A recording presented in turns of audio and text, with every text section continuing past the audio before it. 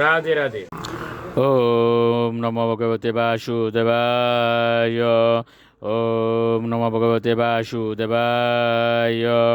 ওম নমো ভগবতে বাসুদেবায়। শ্রীমদ্ ভাগবত তৃতীয় স্কন্ধ স্থানম সৃষ্টি স্থিতি চতুর্বিংশতি অধ্যায় কর্দম মুনির বৈরাগ্য। শ্লোক 16। বেদাহ মাধ্যম পুরুষম অবতীর্ণম সমায়য়া ভূতানাম সে বধিম দেহম বিভ্রাণম কপিলম মুনে।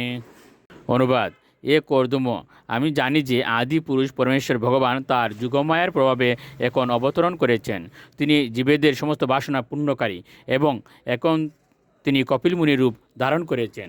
শ্লোক 17। জ্ঞান বিজ্ঞান ইউগেন কর্ম নাম উদ্ধরণ জটাহ হিরণ্যকেশ পদ্মাক্ষ পদ্মমুদ্রা পদাম্বুজ। অনুবাদ: সুবর্ণ বর্ণ কেশ সমন্বিত কমল নয়ন এবং পদ্মচিহ্নযুক্ত পাদপদ্ম সমন্বিত কপিলদেব যুগের দ্বারা এবং শাস্ত্রজ্ঞানী ব্যবহারিক প্রয়োগের দ্বারা জাগতিক কর্মের বাসনা সমূলে বিনষ্ট করবেন। শ্লোক 18।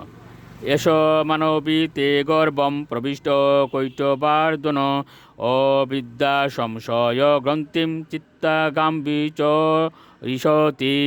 অনুবাদ: শ্রী ব্রহ্মা তখন দেবতীকে বললেন, এ মনুকন্যা, যিনি কৈটবাসুরকে বধ করেছিলেন সেই পরমেশ্বর ভগবান এখন তোমার গর্ভে প্রবিষ্ট হয়েছেন।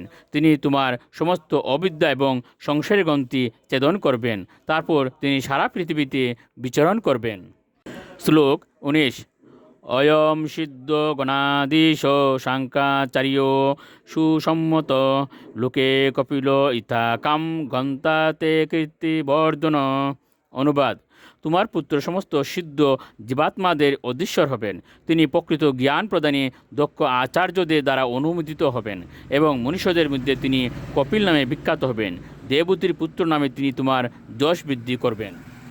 শ্লোক 20। মৈত্রেয় উবাচ তাবাশাস্য জগৎস্রষ্টা কুমারয় নারদ হংস অংশেন ইয়ানেন ত্রিধাম পরমম ইয়ো। অনুবাদ: শ্রী মৈত্রেয় বললেন, কর্দম মুনি এবং তার পত্নী দেবতীকে এইভাবে বলে, ব্রহ্মাণ্ডের নির্মাতা ব্রহ্মা, যিনি অংশ নামেও পরিচিত, তিনি তার বাহন অংশে চড়ে 4 কুমার এবং নারদ সহ ত্রিভুবনের সর্বোচ্চ লোকে প্রত্যাবর্তন করেছিলেন। রাধে রাধে।